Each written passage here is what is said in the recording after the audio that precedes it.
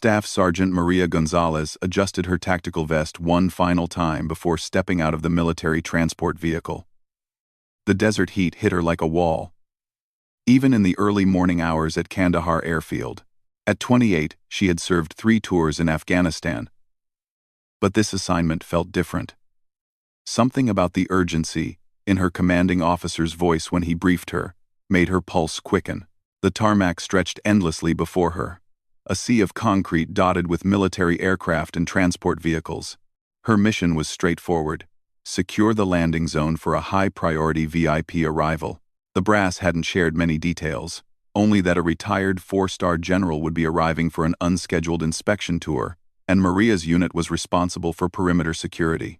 Maria had grown up in a small Texas border town where military service was considered the highest honor. Her father, a Vietnam veteran, had instilled in her a deep respect for the chain of command and an unwavering sense of duty. When she enlisted at 18, she never imagined she would find herself standing on foreign soil, responsible for protecting America's highest-ranking officials. The radio crackled to life on her shoulder. "Perimeter teams, this is command. Target inbound in 15 minutes. All positions report status. Sector 7 secure," Maria responded, scanning the horizon through her binoculars. Her team of 6 soldiers had established a protective corridor along the main runway, each positioned at strategic points to ensure complete visibility of the area. As she walked the perimeter, Maria's mind wandered to the phone call she had received the night before. Her younger brother Miguel had called from their hometown, his voice filled with excitement about his upcoming graduation from the police academy. He had always looked up to Maria, following her example of service and dedication. The pride in his voice when he talked about protecting their community reminded her why she had chosen this path. The rumble of jet engines interrupted her thoughts. In the distance, a military transport plane emerged from the morning haze, growing larger as it approached the runway. Maria positioned herself at her assigned post, weapon ready but lowered, eyes scanning for any signs of unusual activity. The aircraft touched down with practiced precision, its massive tires creating small clouds of dust as it rolled to a designated stopping point. Maria watched as ground crews immediately surrounded the plane, following strict protocols for VIP arrivals. Everything proceeded exactly as rehearsed during the morning briefing. The aircraft's rear cargo door began to lower with a mechanical whir. Maria straightened her posture, knowing that in moments she would be in the presence of military royalty. 4-star generals were legendary figures, men who had shaped military strategy and led thousands of soldiers through the most challenging operations in modern warfare. A small convoy of vehicles approached the aircraft, their flags fluttering in the desert wind. Maria maintained her position, following protocol by keeping her attention focused on potential threats rather than the VIP arrival itself. But something in her peripheral vision caught her attention. An elderly man emerged from the aircraft, moving slowly but with unmistakable dignity. He wore a simple desert camouflage uniform without the elaborate decorations she expected to see on a retired general. What struck her most was the walking cane he carried, clearly a necessity rather than a ceremonial accessory. Even from her distance, she could see that this man had paid a physical price for his years of service. The general paused at the bottom of the aircraft ramp, surveying the scene before him. His aide, a young captain, stood ready to assist, but the older man waved him off with a gesture that suggested fierce independence, despite his obvious physical limitations. Maria found herself watching more intently than protocol suggested. There was something familiar about the way the man carried himself, a particular tilt of his head when he listened to his aide's briefing. She shook off the feeling, attributing it to nerves. After all, how could she possibly recognize a 4-star general? Her world was one of enlisted personnel and junior officers, not the rarefied air of Pentagon leadership. The general began walking toward the waiting vehicles, his cane tapping rhythmically against the tarmac. As he moved closer to Maria's position, she prepared to render the appropriate honors, but something unexpected happened. The general stopped mid-stride, his head turning in her direction. Even at a distance of 50 yards, Maria felt the intensity of his gaze. The man was looking directly at her, not in the casual way a senior officer might observe perimeter security, but with focused attention that made her uncomfortable. She checked her uniform and posture, wondering if she had somehow violated protocol. The general said something to his aide, who immediately pointed toward Maria's position. Her heart rate increased as she realized they were definitely talking about her. Had she made some mistake? Was her positioning incorrect? She quickly reviewed every detail of her assignment, but couldn't identify any errors. To her surprise, the general began walking in her direction, ignoring the protests of his security detail. His aide hurried alongside him, clearly concerned about the deviation from the planned route. The walking cane never stopped its steady rhythm against the concrete as the man approached her position. Maria's training took over. She came to attention, her weapon properly positioned, eyes focused straight ahead, rather than making direct eye contact with the approaching senior officer. The sound of the cane against the tarmac grew louder with each step, creating an almost hypnotic rhythm that seemed to echo off the surrounding aircraft. When the general stopped directly in front of her, Maria could see details that hadn't been visible from a distance. His uniform bore the weathered look of someone who had spent more time in the field than behind a desk. Battle ribbons covered his chest, telling the story of a career spent in the world's most dangerous places, but it was his face that truly captured her attention during the brief moment their eyes met. The man was studying her with an intensity that went beyond military protocol. His weathered features showed the strain of decades in service, but his eyes held a sharpness that suggested a mind still operating at peak efficiency. There was something else in his expression, something Maria couldn't quite identify. Recognition? Confusion? She couldn't be sure. "Soldier," the general said, his voice carrying the authority of someone accustomed to being obeyed without question. "State your name and unit." "Staff Sergeant Maria Gonzalez, 3rd Infantry Division, sir." She responded with crisp military precision. The moment she spoke her name, the general's cane slipped from his grasp. The metal walking stick clattered to the tarmac, the sound echoing across the runway like a gunshot. His aide immediately moved to retrieve it, but the general seemed oblivious to everything except Maria's face. For a long moment, the two of them stared at each other in complete silence. The general's expression had transformed from professional interest to something approaching shock. His mouth opened slightly, as if he wanted to say something but couldn't find the words. Maria maintained her military bearing, but inside she felt a growing confusion. Why was this distinguished officer reacting so strangely to her name? She had never met a general before, certainly not someone of this rank and reputation. Yet something in his eyes suggested a recognition that went beyond their current encounter. The aide handed the general his cane, speaking in low, urgent tones about maintaining the schedule. But the older man seemed frozen in place, his gaze never leaving Maria's face. The desert wind picked up, creating small dust devils around their feet, but neither of them moved. Finally, the general spoke again, his voice now carrying a tremor that hadn't been there before. "Gonzalez, Texas, near the Mexican border." It wasn't a question, but a statement that sent a chill through Maria's body. How could this man possibly know where she was from? Her hometown wasn't listed in any standard military records that a visiting general would have access to. The specificity of his knowledge was both impressive and deeply unsettling. "Yes, sir," she replied, her training overriding her growing confusion. The general took a step closer, his weathered hands gripping his cane so tightly that his knuckles had turned white. "Your father, does he still live there?" Now, Maria was truly confused. This wasn't standard military protocol. Senior officers didn't ask enlisted personnel personal questions about their families, especially not during official duties. But something in the general's voice prevented her from giving a regulation response about keeping personal information private. "Yes, sir. He runs a small auto repair shop." The general's eyes closed for a moment, and when he opened them again, Maria could see moisture gathering at the corners. This distinguished officer, this man who had commanded thousands of soldiers in the world's most dangerous places, appeared to be fighting back tears. "What's his first name?" Of the question came out as barely more than a whisper. "Carlos, sir. Carlos Gonzalez." The moment Maria spoke her father's name, the general's cane slipped from his grip again. This time, he made no effort to retrieve it. Instead, he reached out with a trembling hand and gently touched Maria's shoulder. a gesture that was completely outside military protocol but somehow felt entirely appropriate. "Dear God," he whispered, his voice now openly emotional. "You're Carlos's little girl." The general's aide stepped forward nervously, clearly concerned about the deviation from protocol, but the older man raised his hand to signal he needed space.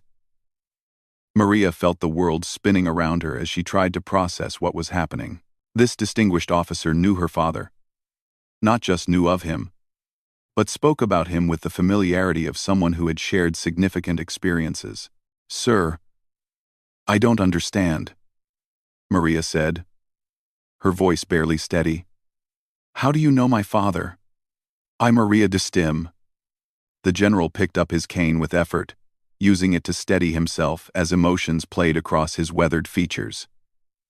43 years ago, your father saved my life, and probably the lives of my entire unit." The desert wind seemed to pause as those words hung in the air between them. Maria had heard countless stories about her father's time in Vietnam, but he had always been modest about his service, claiming he had just done his job like everyone else. The idea that he had saved a general's life was something she had never heard mentioned. "Your father never told you about Firebase Charlie, did he?" the general continued, his voice growing stronger as he worked through his initial shock. "January 15th, 1982. I was a young lieutenant then, fresh out of West Point, and convinced I knew everything about military tactics. I was leading a reconnaissance patrol in hostile territory when everything went wrong." Maria listened intently, her military duties momentarily forgotten in the face of this unexpected revelation about her father's past. Around them, the normal bustle of the airfield continued, but it felt like she and the general existed in their own private bubble of shared history. "We had been tracking a suspected enemy supply route for 3 days when we walked straight into an ambush," the general continued. "My radio operator was hit in the first volley. Our medic was pinned down by sniper fire, and I had taken shrapnel in my leg. We were surrounded, outnumbered, and completely cut off from support." The general paused, his eyes distant as he revisited memories that were clearly still vivid after more than 4 decades. "Your father was part of a supply convoy that was supposed to be nowhere near our position, but Carlos had convinced his commanding officer that our unit was in trouble based on missed radio check-ins. He organized an unauthorized rescue mission." Maria felt a surge of pride mixed with disbelief. Her father had always been a man of action in their small Texas town, the person neighbors called when they needed help with everything from car trouble to family disputes. But the idea that he had organized a military rescue mission was beyond anything she had imagined. "The convoy came in under heavy fire," the general continued. "Most drivers would have turned back, but not Carlos. He drove his truck straight into the kill zone, providing cover while his team extracted our wounded. When my leg gave out completely, your father literally carried me to safety under enemy fire." The general's aide was checking his watch nervously, but the older man seemed completely absorbed in the story he was telling. Maria found herself hanging on every word, seeing her father in an entirely new light. "But that wasn't the end of it," the general said. "The extraction point was compromised. So Carlos made the decision to drive us through enemy territory to reach friendly lines. It was a 40-mile journey through some of the most dangerous terrain in Vietnam, and your father navigated it perfectly, while keeping us all alive." Maria thought about the quiet man who had raised her, who had never spoken about heroic actions or life-saving missions. All her life, she had known him as someone who fixed cars and helped neighbors, not as a decorated combat veteran who had rescued officers behind enemy lines. "When we finally reached safety, I tried to recommend Carlos for the Silver Star," the general continued. "He refused to accept it, said he was just doing his job and didn't want any special recognition. The most stubborn man I ever met, but also the bravest."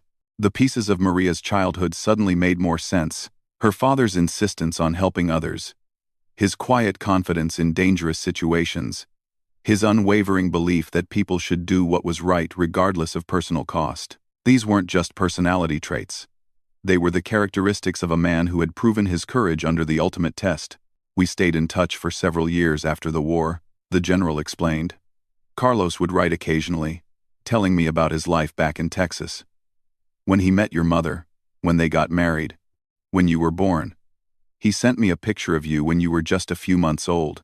Maria felt tears welling in her eyes as she realized the depth of the connection between these two men. Her father had shared the most important moments of his life with this officer he had saved, creating a bond that had lasted decades.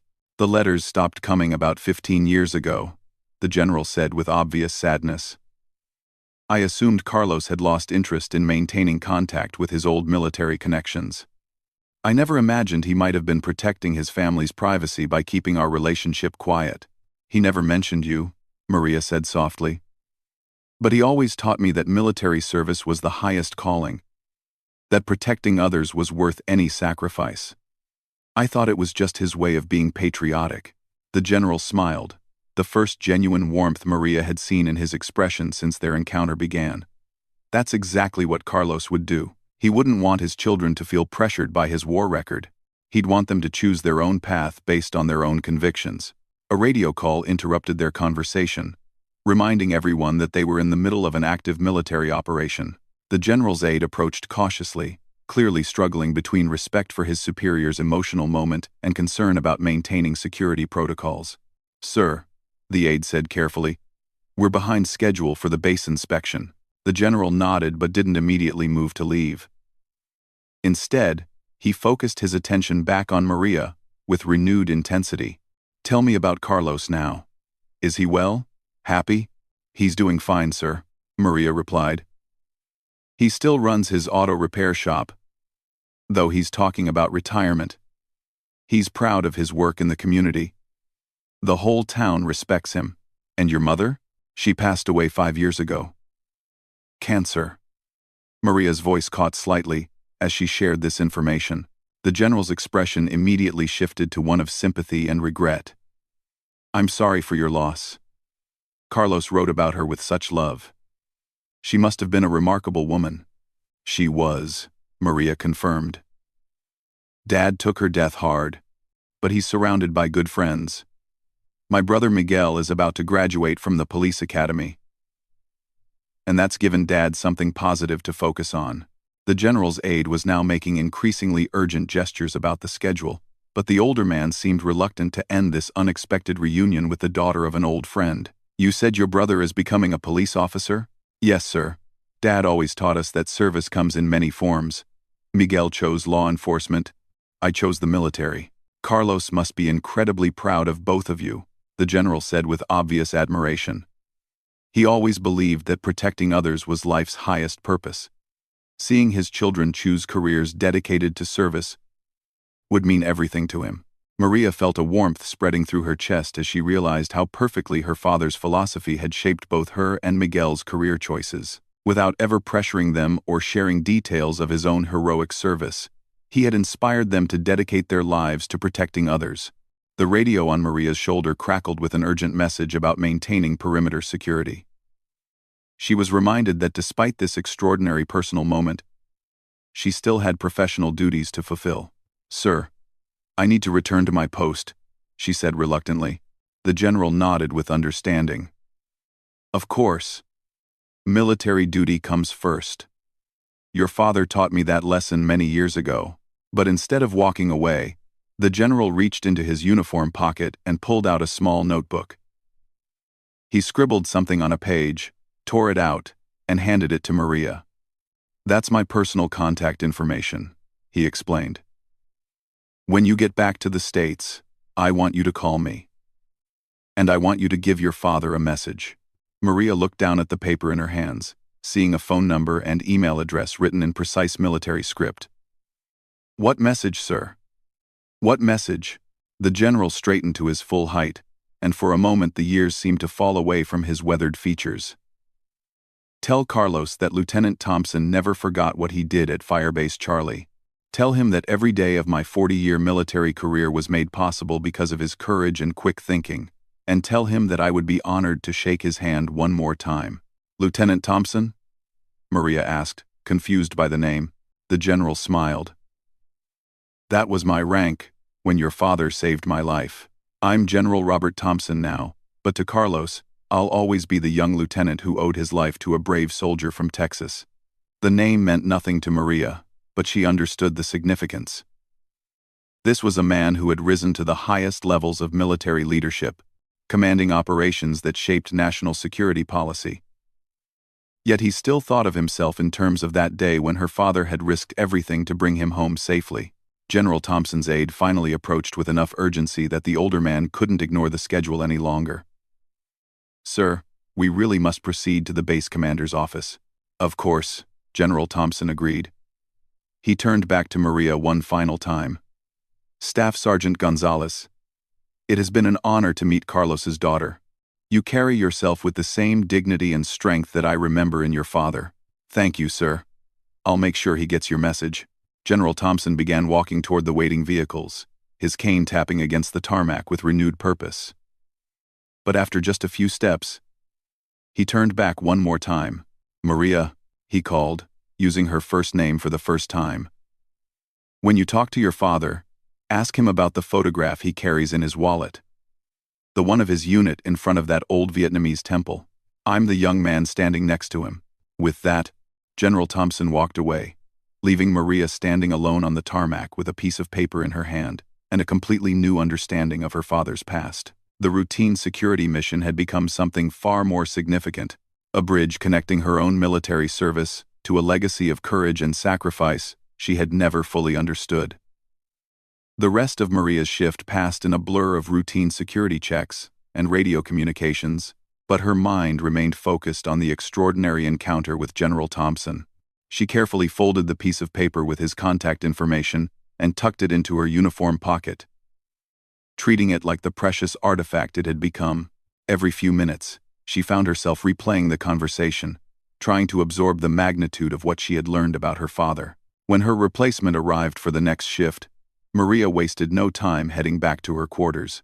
She had access to a satellite phone for personal calls, and despite the significant time difference between Afghanistan and Texas, she knew she had to contact her father immediately.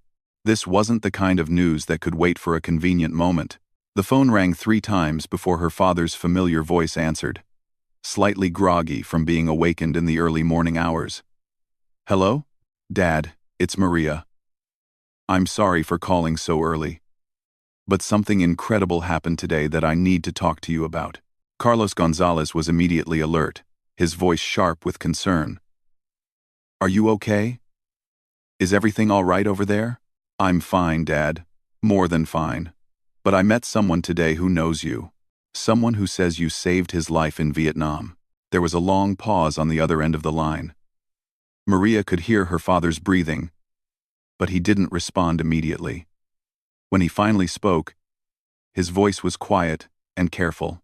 "What was his name?" "General Robert Thompson. But he said you knew him as Lieutenant Thompson when you served together at a place called Firebase Charlie." The silence that followed was so complete that Maria worried the connection had been lost. She was about to say his name again when she heard a sharp intake of breath from her father. "Bobby Thompson," Carlos whispered, his voice filled with emotion. "My God, how is he? Is he well?" Maria felt a surge of excitement hearing the obvious affection in her father's voice. "He's older, uses a walking cane, but he seemed strong. Dad, he told me what you did, about the rescue mission, about carrying him to safety under fire.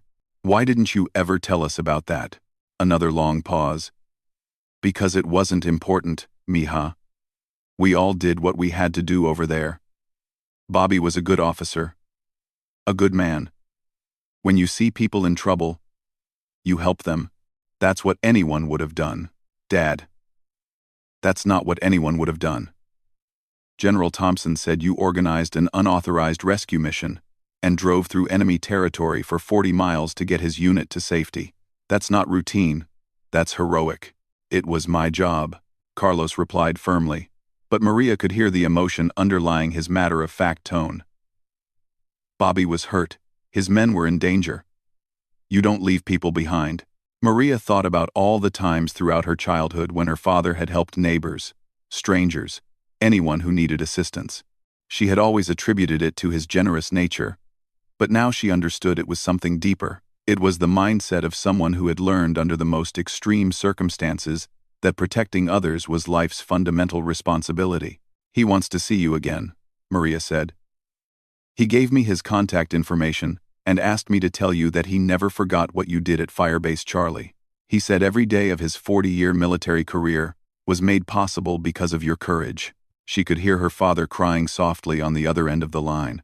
Carlos had always been an emotional man, quick to tears during happy moments or when he was proud of his children's accomplishments.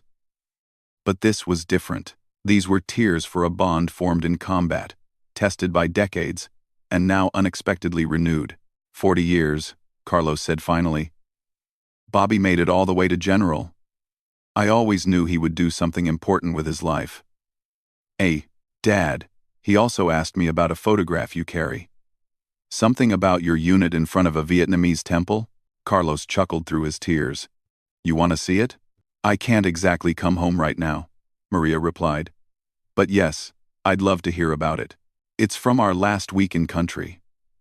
Our unit had been through so much together, we wanted something to remember each other by. There was this old Buddhist temple near our base. Really beautiful, even after everything that had happened in that area.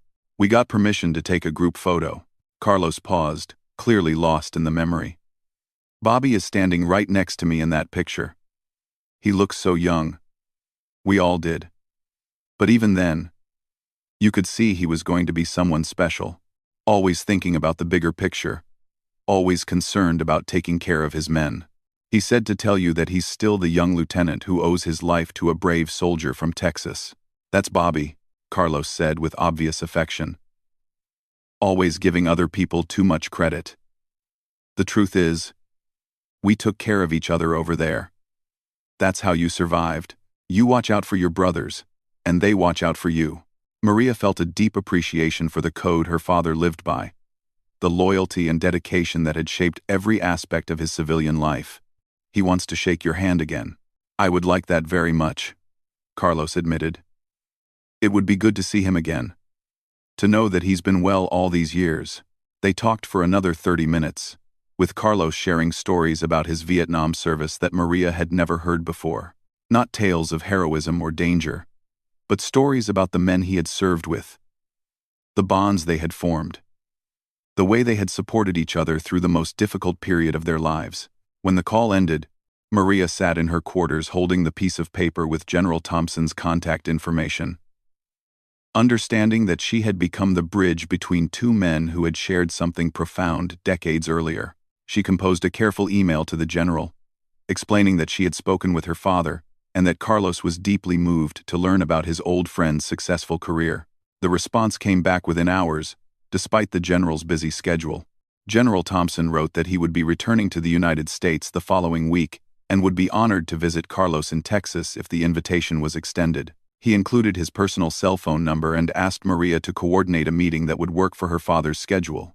Maria forwarded the message to her brother Miguel, asking him to help arrange the visit since she would still be deployed for several more months. Miguel called her immediately, his voice filled with excitement and curiosity about this mysterious general who wanted to visit their father. "Dad's been acting strange ever since you called," Miguel reported. "He spent the whole day going through old photo albums and cleaning the house like the president was coming to visit. I haven't seen him this excited about anything since my academy acceptance letter arrived."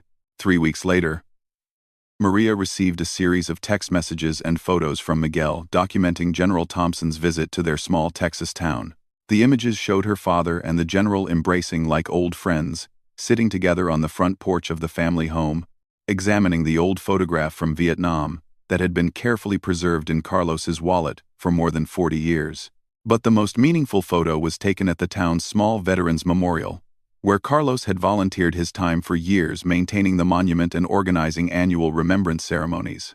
The image showed both men standing side by side, Carlos in his civilian clothes and General Thompson in dress uniform, placing a wreath together in honor of all their fallen comrades.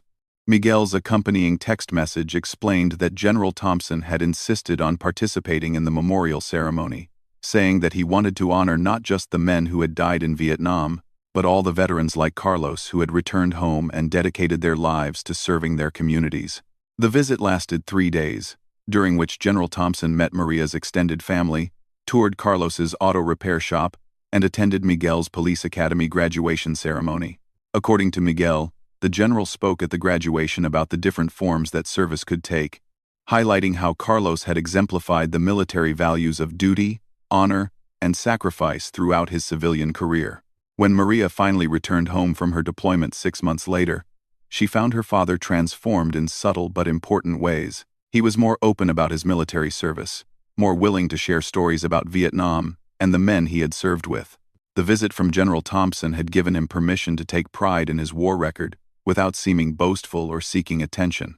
The auto repair shop now displayed a photo of Carlos and General Thompson at the Veterans Memorial, along with a certificate of appreciation that the general had presented to him on behalf of all the men whose lives had been saved by his actions at Firebase Charlie. Customers often asked about the distinguished-looking officer in the photograph, giving Carlos opportunities to talk about military service and the bonds formed in combat.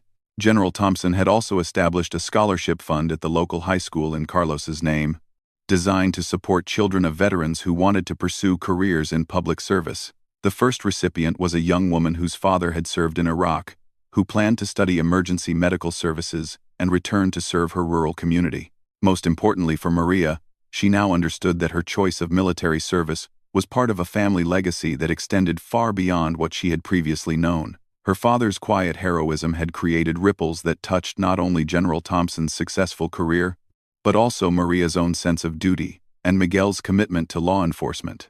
The piece of paper with General Thompson's contact information, which Maria had carried carefully in her uniform pocket during that deployment, eventually became a treasured family document. It represented the moment when a routine security mission had revealed the deeper connections that bind people together across time and distance. Years later, when Maria achieved the rank of Master Sergeant and was selected for Officer Candidate School, General Thompson attended her commissioning ceremony.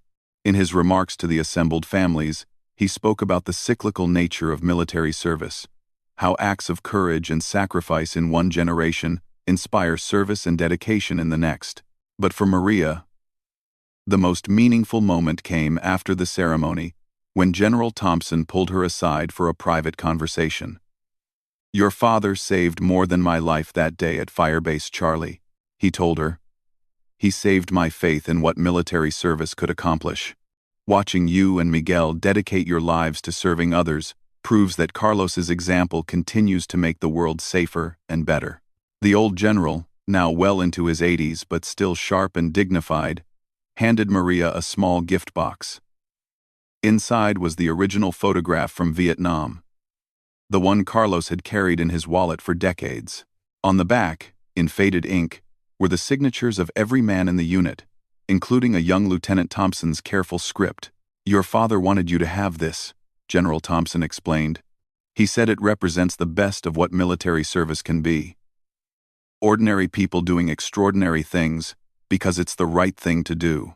As Maria held the photograph, studying the faces of young men who had served their country with honor in a difficult time, she understood that her encounter with General Thompson on that Afghan tarmac had been about much more than chance recognition. It had been about the enduring power of service, sacrifice, and the bonds that connect people across generations. The cane that had nearly slipped from General Thompson's grasp that day had become a symbol of how the past and present intersect in unexpected ways, how acts of courage echo through time, and how the values that drive people to serve others create connections that last lifetimes. Maria's children would grow up hearing stories about their grandfather Carlos, the quiet hero who had saved a general's life and inspired a family tradition of service. And in some future decade, when they faced their own choices about how to contribute to their communities and country, they would have the example of 3 generations who had answered the call to serve others, each in their own way, each building on the foundation of courage and dedication that Carlos had established in a place called Firebase Charlie 43 years earlier.